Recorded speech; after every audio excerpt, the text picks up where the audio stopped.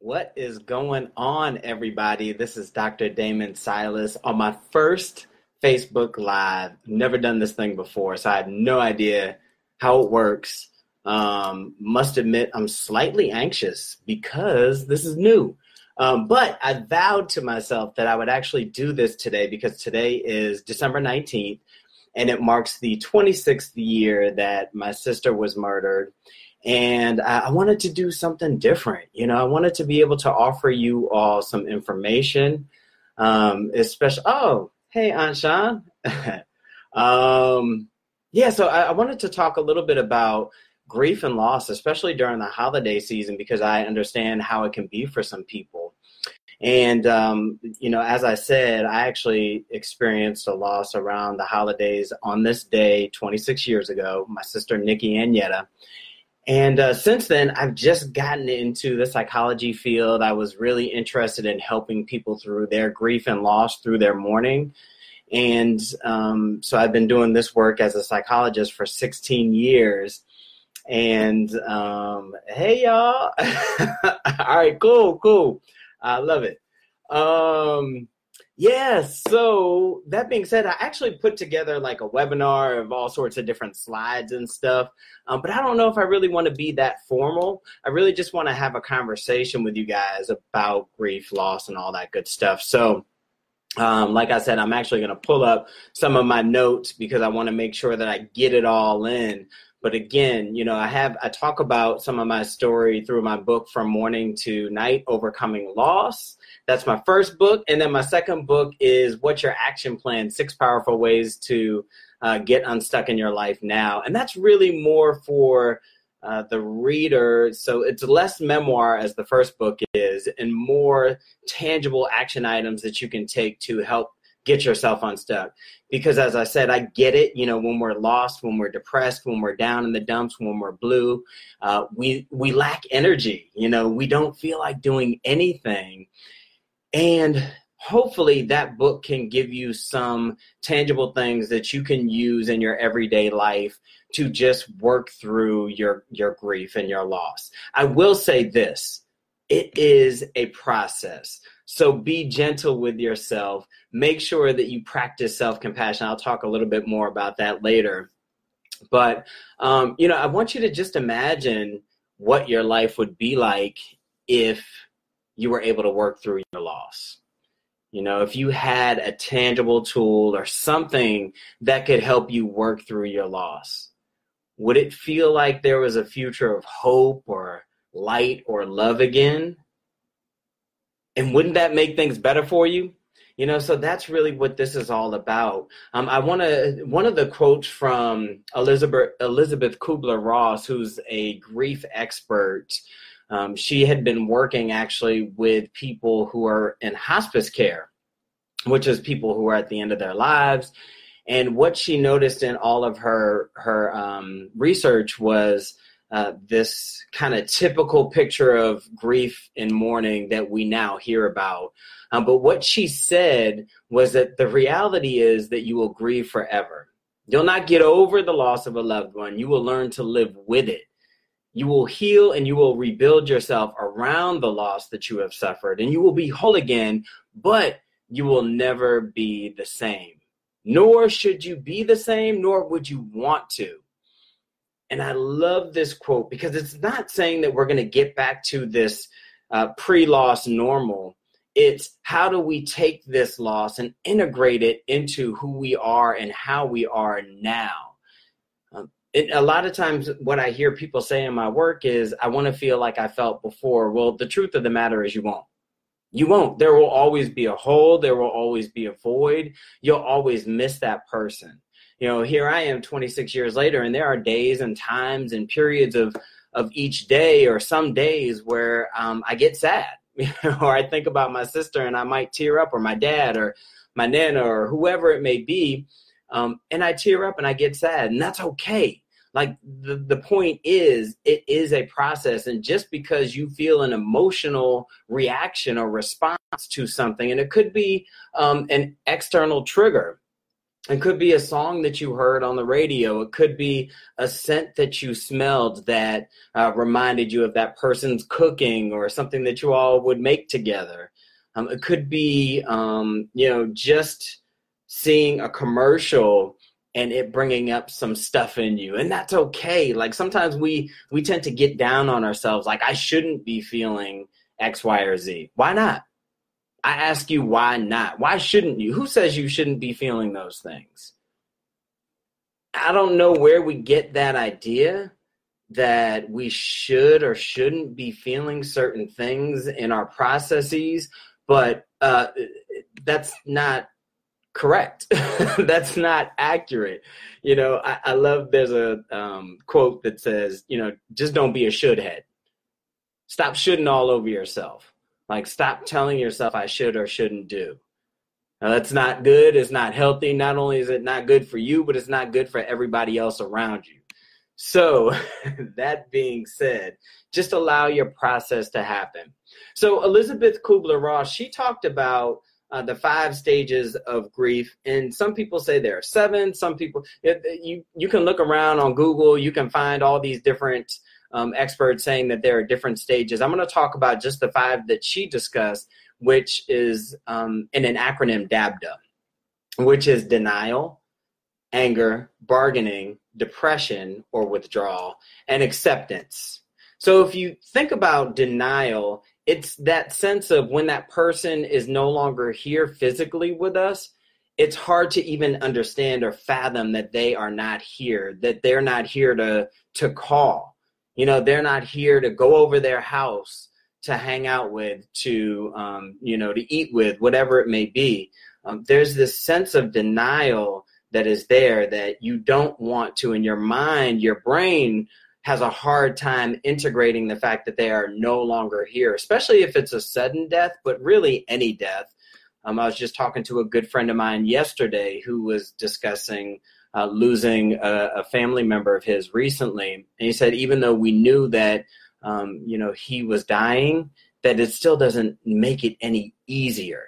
So I want you all to understand that it doesn't matter if the person had been going through this process of dying for months or years, or if it was sudden, there's still that part of your brain that has a really hard time integrating it into your new awareness. So that's the first part. The anger is, you just get mad that they're no longer around. Maybe there's something that you wanted to say to them. Maybe you were still angry at them about something and then you were never able to express it. Maybe you get angry at God or whoever you believe in for taking that person away from you. Maybe you just get angry that, in my case, my anger was more so directed at the person who took my sister's life, right? And so that anger can look very different for each person, but just know that that is a part of the process. And let me say this, I'm sorry, I got to go back because even as I talk about this DABDA process, it's not linear and you don't have to feel all these things. Like we don't have to go through each of these steps to go through a mourning and grieving process. It is all relative. It's all what your process is about. So what my process looked like may not be what yours looks like, and that's okay. You might say, I never got angry, or, I never was in denial. Like I was able to integrate it into my everyday way of life immediately, and that's okay. So just because you may not feel certain things doesn't mean you're doing this wrong. There's no wrong way to do mourning. There's no wrong way to grieve. All right. There may be handbooks out there, but those are just rough guides and estimates about what people tend to feel. So that being said, going back to DABDA. So the next one is bargaining. So bargaining with a higher power, bargaining, with yourself. Like if I promise that I will never drink again, if, I promise I will never do X, Y, or Z again, if I could just have that person back for one more day. If only you could give me that person's presence back for one more day, I would love that. And so you start to kind of bargain with a higher power, or even yourself and in your own actions and in your own behaviors of what you would give or what you wouldn't give to have that person back for one more day, just to talk to them one more time, to interact with them, to touch them that one last time, right? So that's the bargaining piece. The next piece is depression or withdrawal. So this is just feeling blue, feeling sad, not having a lot of energy. What I see with a lot of people who are going through loss in therapy is they don't even have the energy to get up and get out of bed. They don't want to get out of bed. And I tell them that's okay. Like, you may have times when you just don't feel like doing anything.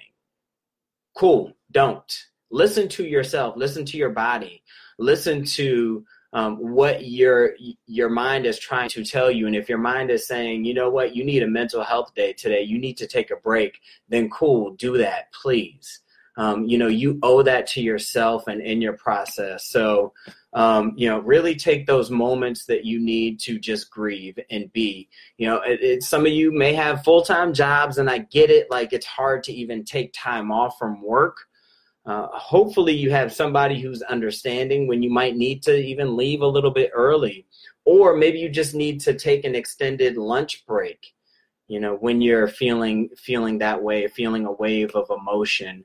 And I would urge you, and I'm going to talk a little bit more later about this. I'm going to talk about the action steps and the action plan later, but I want to encourage you to just take those moments and take that time to yourself and practice being in the now and being with those emotions. We tend to push them away. And when we do that, it's like the beach ball that, if we try to push it underneath the water, what's going to happen with that beach ball? It's going to pop right on back up to the surface, and probably with more force than before. So that's just, our emotions are always a call to action. And the more that we try to push them down, the stronger that they're going to come back up to the surface. So if we just start to practice being with them, then we can watch them ebb and flow. Just like with each wave that comes in on a beach, it ebbs and it flows. Just our emotions are never permanent. They're never permanent. They're always changing. And even if there's an underlying theme or feeling of depression, even within that depressive state, there are different levels of that feeling. There are different states of depression that you can feel simultaneously. So that being said, the last thing is acceptance. And acceptance is getting to the place of that person is gone and no longer will be here, and I will no longer be able to call them, talk to them, reach out to them, hear their voice again. And I choose to be okay with that. Now, choosing to be okay with that doesn't mean you accept all the things that surround their death or surrounded their death. I could choose to be okay with my sister no longer being here and still be upset by the fact that she was murdered, right? So it's not mutually exclusive. Like, you can have both simultaneously. But it's really just about an acceptance that this person is no longer here. And how do you then start to, put that into your everyday life, make sense of it? And even I would actually add to acceptance, purpose. How do you even step into your purpose and what you're here for? Because I know that for a lot of us, our purpose is in our pain. And we have passion in our pain. So that the deeper we're hurt, the more that we're able to help other people, the more that we're more passionate about helping other people. So I actually posted something on Instagram the other day about kind of just being in our darkness, because in our darkness, there's a gift. And it's hard to see it, especially when it's very new and very fresh for people. So if loss is very new and fresh for you right now, forgive me for saying that, and it will make sense eventually. But know that there's always a purpose in your pain, whether it's just learning how to take care of yourself, whether it's helping other people work through their own stuff, but there's always something that we can get out of our pain. And again, I've expressed this multiple times already, but I'm going to say it again. Grief